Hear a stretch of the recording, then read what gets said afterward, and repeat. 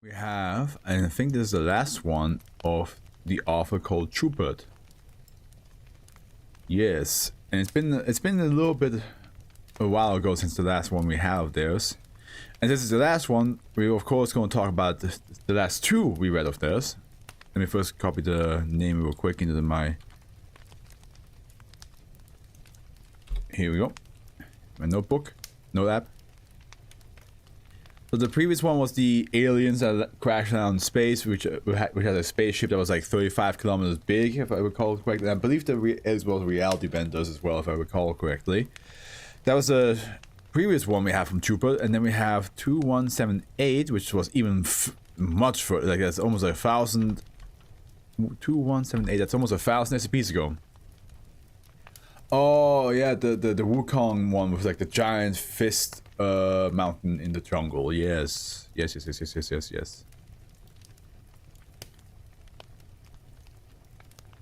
Yeah, it was like related to Wukong from the Chinese myth. So, Trooper, thank you so much for all your work and everything you've done. I hope you're doing well. And I shall read your last SCP called the Owl Car. Is it a car shaped with an owl, or is it an owl shaped like a car? Object class Keto. That's not what I expected whatsoever. I assume like the owl car is kind of like an owl bear, where it's like a bear with a owl's head. Who knows? Maybe like this. It's like a giant owl that's like. Or maybe it's like a car with wings, like an owl, nocturnal, hunts you down. Who knows? Also music. Procedure SCP-3087. Positions to be continually tracked and updated in intervals not exceeding 4 hours. SCP-3087's prior position and trajectory are used to predict its believed current position, which is then validated by monitoring surrounding communication for case of missing vehicles. Any vehicles which meets the criteria to be affected by SCP-3087 and it's projected to pass through it is to be diverted. All missing vehicles believed to have been affected by SCP-3087 are to be logged, and SCP-3087 is to be continually searched for the reappearance. If one reappears, all surviving passengers are to be detained and processed as per standard procedure. Every 3 months, one public transportation vehicle containing no more than 30 passengers is to be allowed to pass through SCP-3087. SCP-3087 is a circular area covering approximately 1,000 kilometers squared in which anomalous phenomena affect overnight public transportation carrying more than 10 passengers. Okay. SCP-3087 is mobile and moves at a constant rate of approximately 8 meters per second. Vehicles affected by SCP-3087 disappear. This disappearance is permanent in 64% of cases. In the remaining 36%, the vehicle will reappear within 3 to 25 hours. Vehicles which reappear to do so at night within SCP-3087, it is impossible to perceive or communicate with affected vehicles during their disappearance. A limited amount of information regarding SCP-3087's effect has been gathered from interviews with recovered passengers and recordings taken by Explorative Foundation operatives. Oh, does the car make a hoo-hoo sound? Who knows? Who knows? We'll find out together. Once they have disappeared, affected vehicles travel through a series of anomalous locations. Several anomalous humanoid entities, collectively designated -1, appear aboard the vehicle as it travels. A list of all observed instances can be found in Document 4. Passengers also experience abnormally powerful insomnia or hypersomnia, exhibit increased rates of sleep paralysis if they reappear. When first discovered, SCP-3087's size was approximately 400 kilometers squared. After containment was initiated, its area grew to its present size. Initial containment procedures prevented any vehicles from passing through SCP-3087. After revising containment procedures to allow for infrequent passage, the area's growth stopped. Addendum A. See Exploration Log Excerpt 2A. Exploration Log Excerpt 2A. Forward on 2000, two Mobile Task Force Lambda 5 White Rapids operators codenamed Alpha and Bravo were dispatched aboard a bus traveling between and which was projected to enter SB-387. The goal of the entry were to gather information on Dash 1, explore the location visited by affected vehicles, and determine if these vehicles could be reliably recovered. Operators Alpha and Bravo were equipped with video and audio recording devices. These devices were recovered when Operative Bravo reappeared after 39 hours. The following is a log of the recordings. The recording begins at 1:13. There is initially no video. Alpha is speaking into his microphone. Contact with control. Are you getting anything on your end? Nothing. No. Wait, nothing. No. Think we're in? Yeah. 3 minutes pass before Alpha begins recording video. The camera is directed outside the bus window. Alpha pans it across and then points it upwards. No light can be seen. Most of the passengers are asleep. I count 3 besides us, still awake. There might be more. 15 minutes later, the bus slows to a halt and the bus doors open. A humanoid entity rises from the driver's seat, while another enters the bus. Both are designated instances of S-1A. Each carries a large wooden briefcase and wears a long coat with many pockets. Their faces are indistinct. I'm going to try to get off. Are you sure? Yeah. Let's see where we are. Bravo approaches the bus door. However, when she attempts to exit, an instance of -1A stops her. Upon close inspection, its skin and face are colored pale yellow and have a soft wax-like texture.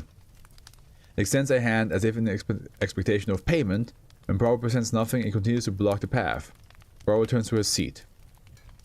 How to see outside? I got a glimpse of what looked like redwoods, with no one near a highway.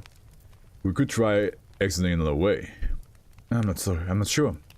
It might be dangerous staying here. But it's still a bus. It's still providing a service. I think we should play by the rules. But I follow your call. Okay, I give. Let's sit back and enjoy the ride. You shall not exit. You shall not pass. Kind of interesting to like pay a bus driver to exit a bus instead of riding a bus.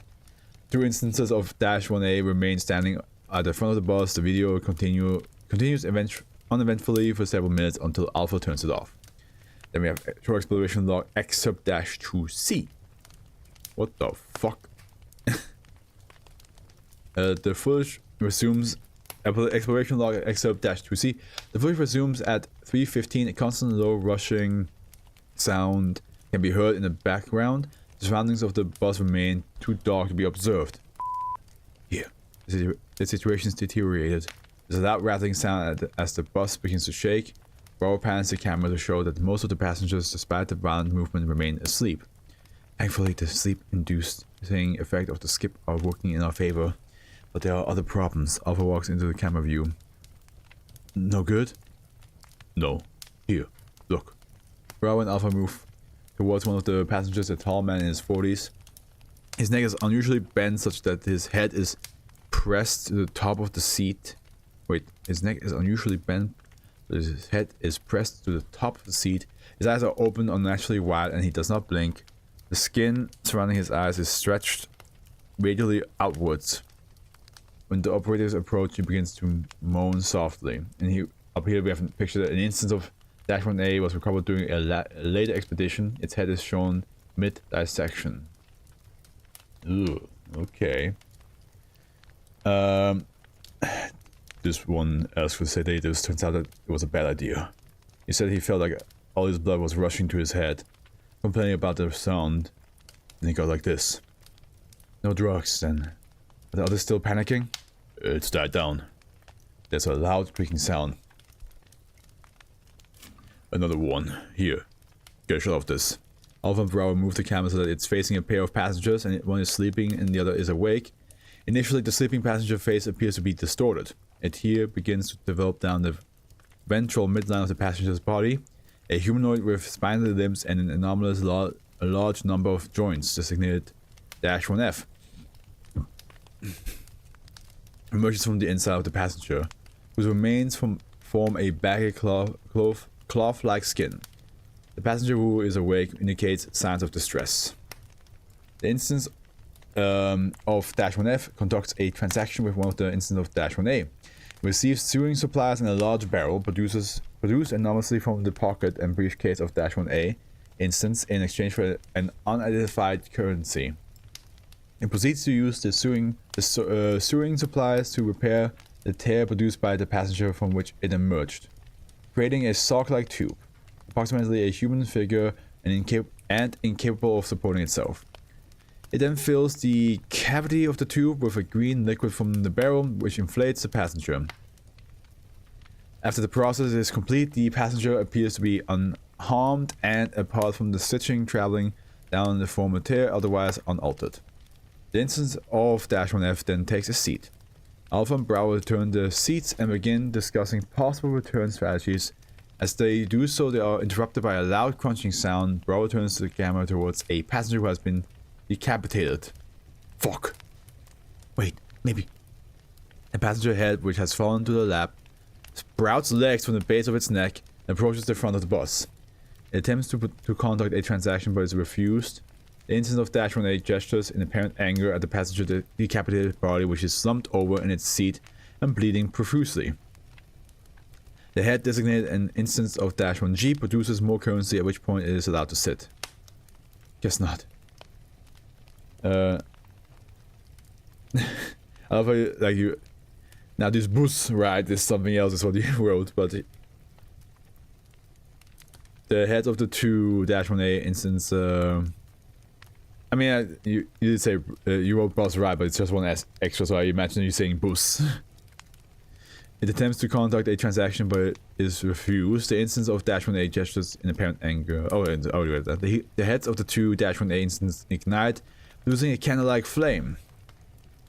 The flame is unusually bright and it illuminates the surrounding of the bus, revealing an underwater setting. Oh, we're underwater now? Large schools of fish swim around the bus, which is traveling in between tall underwater vegetation resembling kelp. Use a Swedish word. Do you think we need to take care of the body ourselves? I guess. Alpha and Bravo look at each other. I got it. Then we have short exploration log excerpt 2F.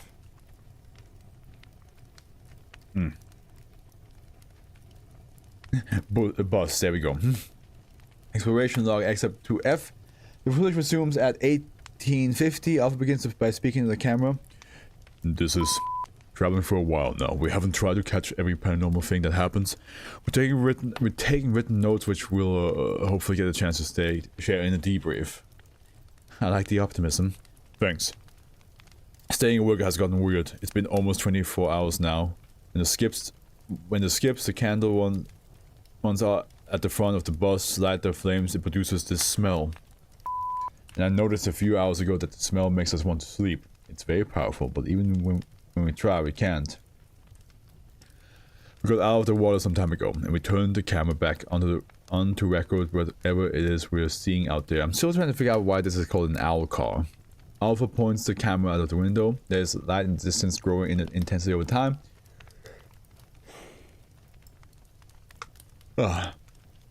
Light covers much of the horizon. You have to make a non-anomalous association that remind me of the city lights. Yeah, I mean, judging by the distance, whatever, it has to be pretty big. The bus continues to approach the lights. As they grow closer, it becomes apparent that they are bobbing up and down. Bravo uses a pair of binoculars to observe them. It's the candles. What? There's a lot of them. Eventually the bus reaches the lights. The lights are produced by a massive crowd of -1A. The boundaries of the crowd cannot be observed. Every -1A has its head ignited. The lights produced by the -1A crowd is of sufficient intensity to illuminate much of the bus surroundings, running the camera upwards and using the zoom function. I was riding the bus. No, you'd be too enthusiastic to ride the bus. These two are not enthusiastic at all. They want to get out of there. The lights produced by -1A card is sufficient.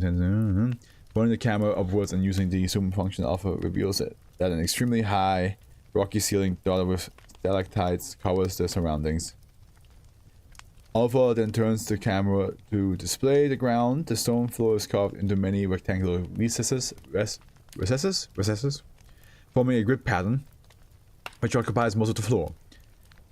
-1A, yeah, you're right. It's been a hot minute. -1A instances of walking on the wooden walkways which cross over the recesses. Is it recesses or recesses? I think it's recesses. The boss is traveling on a larger walkway.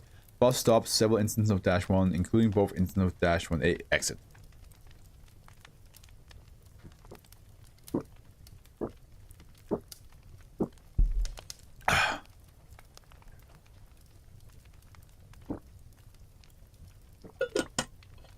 Should we try again?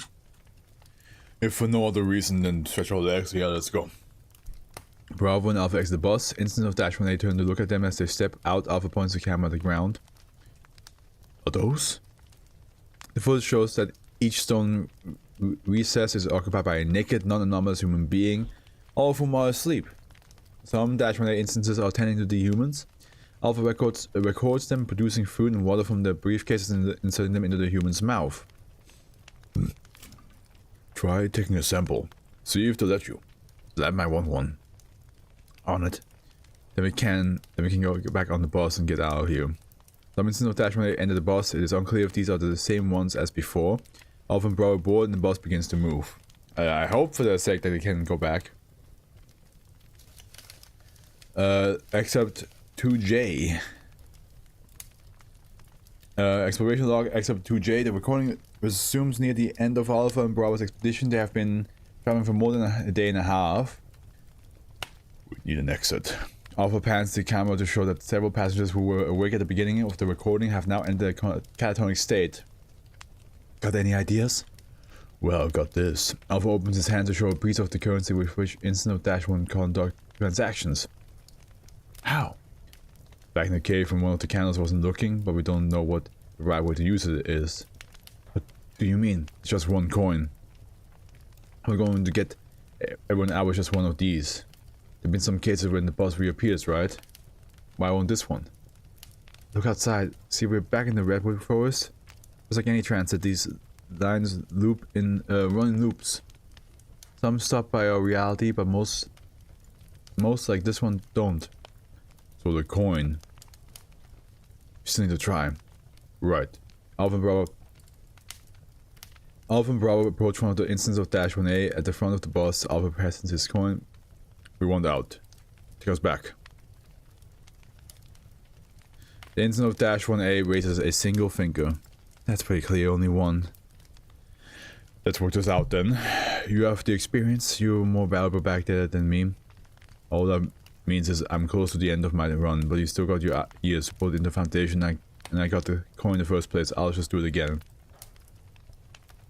No, I don't like it. I'll make the call even if this entire unit isn't on board, but I don't want to. There's a silence for approximately 30 seconds. You're smart. Even if it isn't today, one day you'll learn that it isn't worth it to get broken up over stuff like this. Stuff you can't control. Alright. Okay. Bravo exhales into her microphone. Don't order me off the bus, I'll go. Alpha gives the coin to Bravo, who presents it as a payment. The bus slows at a halt and the door opens. Take this. Bravo sees Alpha's recording equipment. She exits the bus, stepping into a freeway roadside. Have fun in quarantine. Thanks. See you when I see you. The door closes and the bus leaves. The recording shows it disappearing at some point in the distance. Bravo points the camera at the sky, showing the stars. The recording ends. Operative Bravo successfully recovered and debriefed, although consistent recovery of entire vehicles affected by SCP-3087 has been judged by the unrealistic procedure to reliably recover. Operatives deployed into affected vehicle are being developed. Operative Alpha has yet to be recovered. Yeah, he's never coming back. It sounds like you're kind of like stuck in there unless you have a currency. But also some other stuff happened there, huh? Welcome, the known dog Senate. Welcome to the Fluff. We are almost done. We have 2 more SCPs to read. I still don't know why it's called an owl car. Did I read the right title? The owl car. Why is it called that? Why is it called that?